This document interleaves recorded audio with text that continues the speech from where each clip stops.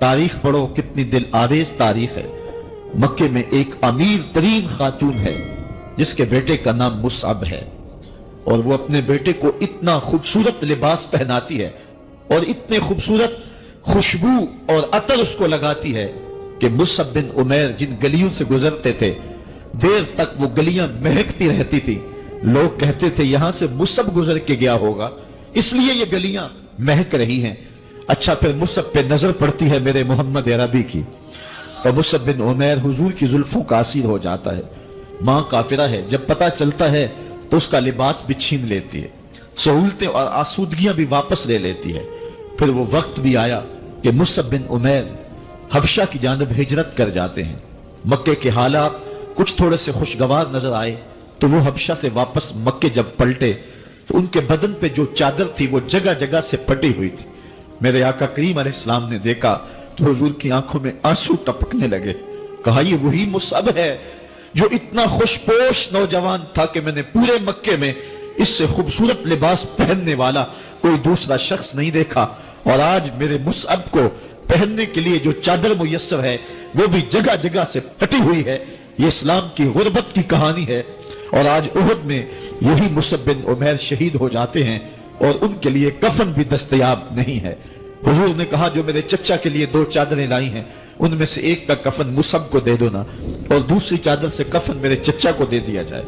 अच्छा, हजरत मुसअब के लिए बड़ी चादर रख दी गई, और हजरत अमीर हमजा के लिए जो चादर थी वो छोटी थी।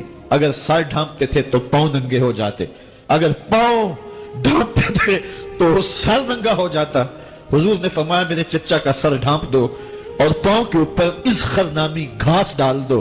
मैं ये इस्लाम की गुर्बत की कहानी तुम्हें सुना रहा हूं, जब मेरे रसूल के चचा के लिए पूरे कफन का टुकड़ा भी दस्तयाब नहीं था। इस्लाम उस वक्त भी इज्जत पा गया था, इस्लाम उस वक्त भी जलील नहीं था, इस्लाम उस वक्त भी सरबुलंद था, और इस्लाम उस वक्त भी इज्जतों की मसनद पे था। ये इस्लाम का वो दौर है कि जब हुजूर मस्जिद नबवी से बाहर निकलते हैं तो आगे हजरत उमर व अबू बकर रज़ी अल्लाह ताला अन्हुमा खड़े हैं। चेहरे के ऊपर अजीब उदासी है। कहा, उमर, अबू बकर, इस वक्त क्यों खड़े हो? अर्ज की, हुजूर, भूख ने घर में टिकने नहीं दिया। हमने चाहा हुजूर का चेहरा देख लें तो कुछ प्यास बुझ जाए, कुछ भूख मिट जाए। हुजूर ने फरमाया, मेरा हाल भी यही है। जिस चीज ने तुझे घरों से निकाला है वही चीज मुझे घर से निकाल लाई है। चलते हुए हजरत अबू अय्यूब अंसारी के घर के करीब से गुजरे, हुजूर की खुशबू पाके वो बाहर आ गए। अर्ज की, बंदा नवाज, आज मेरे मेहमान नहीं बनते? हुजूर ने कहा, तुम्हारी मर्जी।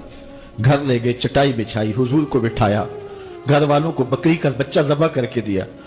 कहा, जल्दी जल्दी खाना तैयार करो, मेरे आका को भूख लगी होगी। ये कह के वापस आए, हुजूर के पास बैठे, नजर चेहरे पे पड़ी तो घबरा गए। ज़कात के आसार इतने वाजे थे कि समझ आ रही थी कितने दिनों से हुजूर ने कुछ नहीं खाया। उठ के बाग में चले गए, खजूरों का खोशा तोड़ा, हुजूर के सामने रखा। कहा, बंदा नवाज, जब तक खाना तैयार नहीं होता ये खजूरें तनावुल फरमाएं। थोड़ी देर के बाद खाना दस्तरखान पे लग गया। हुजूर से अर्ज की गई, हुजूर आए खाना तनावुल कर लें।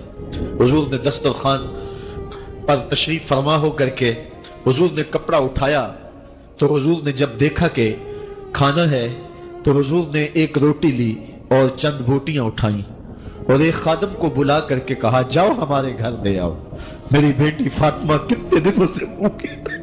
कहा, जाओ हमारे घर ले आओ, मेरी फातिमा कितने दिनों से भूखी बैठी हुई है। माल के कौनैन है, गोपास कुछ रखते नहीं, 2 जहां की नेमतें हैं उनके खाली हाथ में। आपको पता होगा कि जब मेरे रसूल का इंतकाल हुआ है, हुजूर का विसाल हुआ है, तो हुजूर की एक ज़िरा एक यहूदी के घर में गिरवी रखी हुई थी। हुजूर ने ज़िरा रख करके उससे कर्ज लिया हुआ था। ये इस्लाम की गुर्बत की कहानी है।